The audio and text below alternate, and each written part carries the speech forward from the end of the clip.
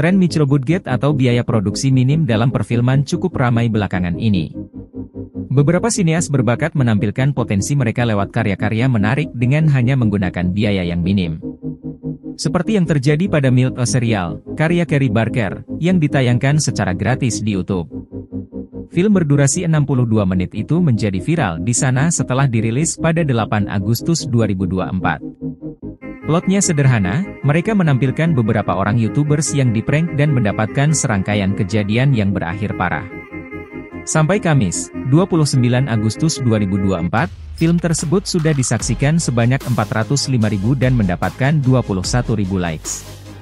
Hal ini akan terus bertambah, seiring makin banyaknya orang yang penasaran untuk melihat film Milk a Serial.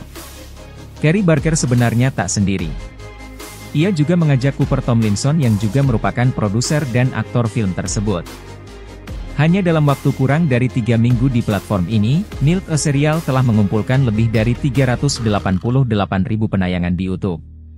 Yang lebih luar biasa lagi adalah kenyataan bahwa film horor tersebut dibuat hanya dengan biaya $800 atau sekitar 12 jutaan. Tomlinson dan Barker mengajak teman-teman mereka untuk tampil di film tersebut pada akhir pekan.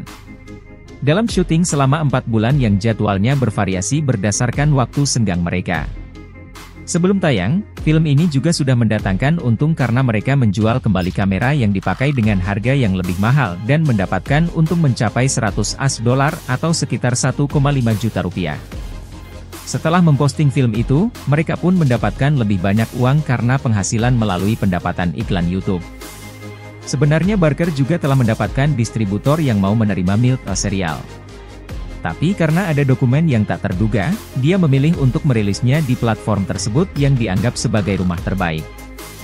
Fenomena microbudget juga terjadi pada film Winnie the Pooh, Blood and Honey yang meraup pendapatan mencapai $7,7 juta atau senilai 118 miliar rupiah.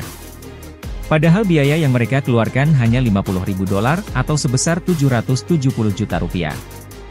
Hal serupa juga terjadi pada Terrifier 2 yang mendatangkan cuan mencapai $15 juta atau sebesar 231 miliar rupiah.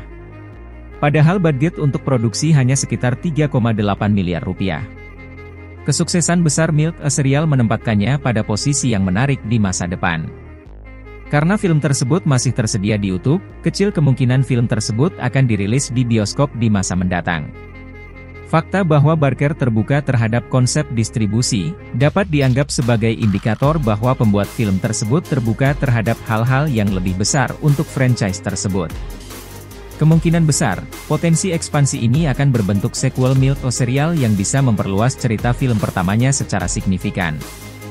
Meski jalannya cukup sulit, film tersebut memiliki potensi besar untuk dirilis di bioskop sebagaimana yang terjadi pada Terrifier dari Damien Leone. Bahkan seri tersebut cukup laris hingga dibuat sampai 3 film. Namun di atas semuanya, terlihat jelas bahwa genre horor masih menjadi hal seksi dan potensial untuk dieksplore lebih jauh lagi di berbagai platform. Mungkin di antara genre lainnya, horor lebih mudah dieksekusi dan memberikan ruang lebih luas untuk sineas bereksperimen serta bercerita.